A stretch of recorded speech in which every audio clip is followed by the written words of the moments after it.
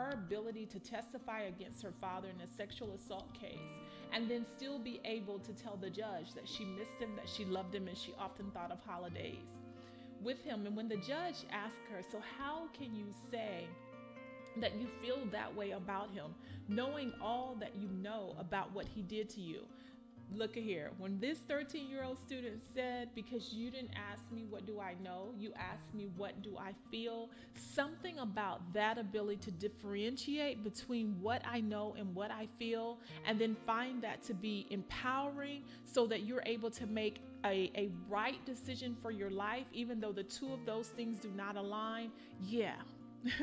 That resonated with us, because I am sure if you've lived any just amount of time, you have been in situations where doing the right thing didn't always feel good. Where sometimes, as one popular meme says, you have to do things that give peace to your mind, but they break your heart, right?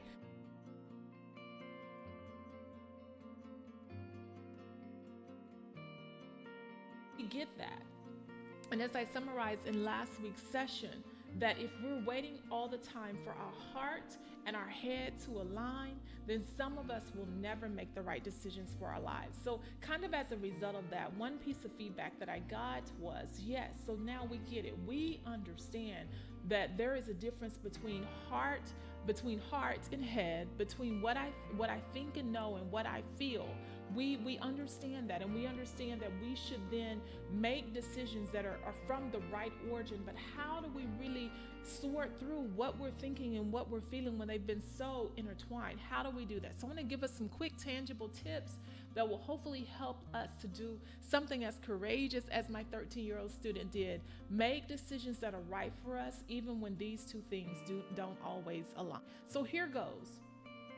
We have to know that there is, as a foundation, there's a space where we can naturally make decisions that are from our headspace. Those are thoughts. Those are the black and whites of things, the factuals, the actuals, the tangibles. Oftentimes, it's like being able to say, okay, this happened and I saw this and I ate this, I spoke to this person. It's tangible, actual occurrences. It's facts. It's black and white. But then there is this feeling space where sometimes the person may say, I sense that this is what should be done, or, ooh, doing that makes me really happy or sad or mad or joyous. Whatever that is, it just gives me like this kind of vibe. Those are all feelings types of expressions. And I want to just say as a quick disclaimer, and I am not trying to create a hierarchy in which I put one way of assessing above the other. We all have to determine that based on whatever circumstance or situation we're facing in our individual lives. There are absolutely moments when a head decision is what would be most productive. There are other moments when a hard decision may be the best thing for you to do in your life at that time, right? There have been moments like when my father was battling a terminal illness, where everything about the facts, my schedule, the things that I had to do would have said, this is the decision that you need to make. But my heart sensed something different, and I would stay longer, linger longer. So I'm just saying that to say no hierarchy, no judgment here. To each his own. I'm just giving us a platform to kind of flesh some things out. So when you're really trying to figure out, am I making a head decision or heart decision? Here's a tangible tip number one. You can ask questions. You can really be honest enough to step back from something and ask yourself questions. For example, if you're saying, oh, I just really need to decide to quit this job because everything is going wrong. Here's a quick question. What is everything? Is it really that you have a pay grade misfit, a position misfit, a culture misfit, a colleague, coworker misfit? Like, if everything is going wrong, what is the everything? Or is it perhaps that your supervisor came in and corrected you for being on social media, and now you're finding yourself a little irritated and aggravated? Or you look outside and it's a gorgeous day and you would just prefer to be at the beach? Like, everything is going wrong, then you should be able to make kind of like a practical list of everything that is going wrong, because you are making a life decision, right? And at the end of the day, you can still determine, I'm just going to quit the job because I feel like it. But be very clear that that's the space from which you made that decision, that it wasn't necessarily rational or actual. It was a temporary feeling type of decision that may not be quite so later on when bills are due, right? And that one is pretty light and easy, but we can have that same matrix in other areas. We can really step back from it. You're saying, I think I need to dissolve this relationship because it's just really bad for me. Then the question is, what about it is bad for you? And you may literally be able to list things. It may be physically abusive or emotionally abusive, or it could be damaging to your self-esteem, and just a host of things. You may really be able to list those things and then to determine, I'm not just making an emotional, I got mad about this particular thing and now I'm ready to go type of decision, but literally this is bad for me based on these reasons. So tangible tip number one is, as you are sorting through a major life decision or just an everyday decision, you can ask yourself questions and be able to really come to some sort of realization that I am in trying to answer this question not really able to come up with facts and the actual, that most of what I'm coming up with is feelings and emotion, and then I get to choose, am I going forward with this decision or am I holding steady? Okay, tangible tip number two,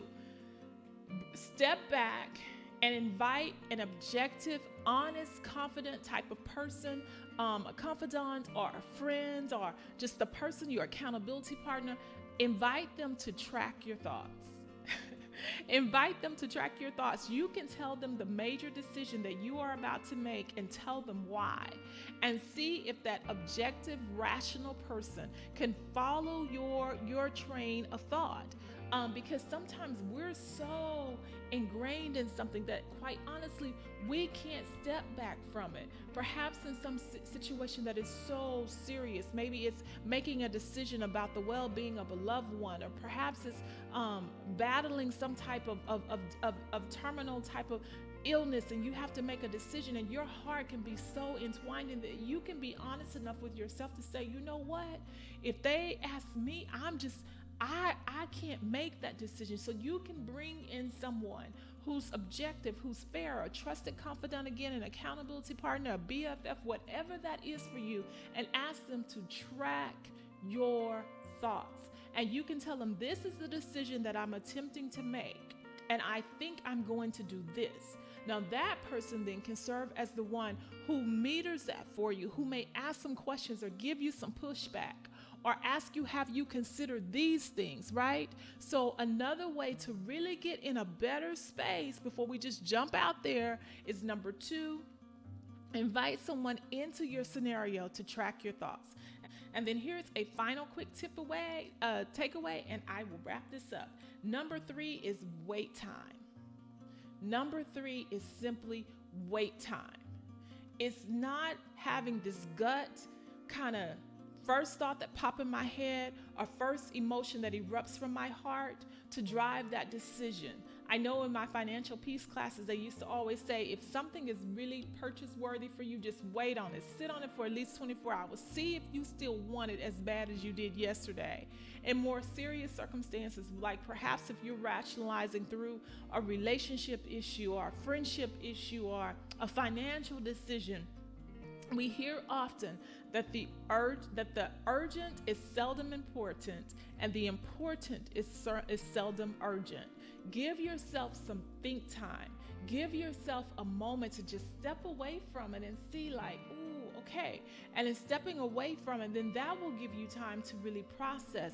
Again, am I making a head-driven decision or am I making a heart-driven decision? So those are three practical ways that you can perhaps step back in the midst of making decisions and determine which way you're trying to go, especially when what you know to do and what you feel like doing are not in alignment. Because sometimes our head is right and sometimes our heart is right.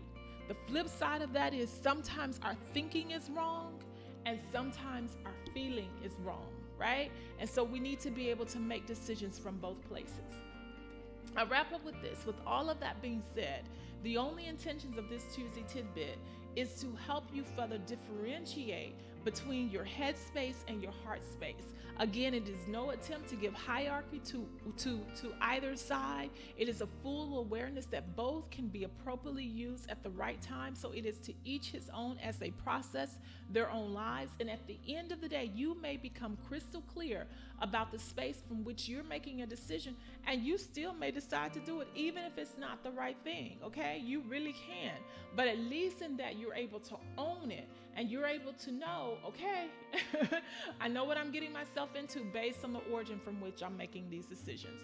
So as always, I really do hope this quick Tuesday tidbit helps you, empowers you. Y'all know the girls request. If you haven't done so, go ahead and subscribe, and of course share, right?